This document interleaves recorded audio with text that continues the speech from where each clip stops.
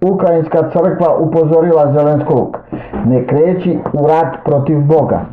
Sinod je napomenuo da Ukrajina pokušava da prevaziđe totalitarnu prošlost, ali istinska dekomunizacija mora da se desi u ljudskoj svijesti.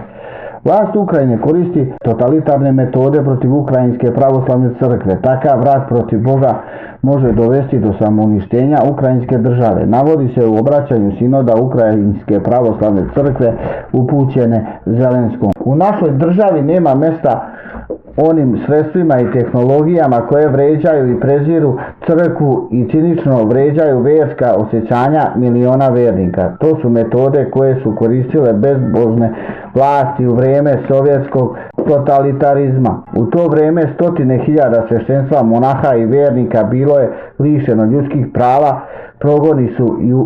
prognani su i ubijeni monasi i mirjani koje sada poštujemo kao mučenike i heroje, navodi se u obraćanju objavljenom na sajtu Ukrajinske pravoslavne crkve.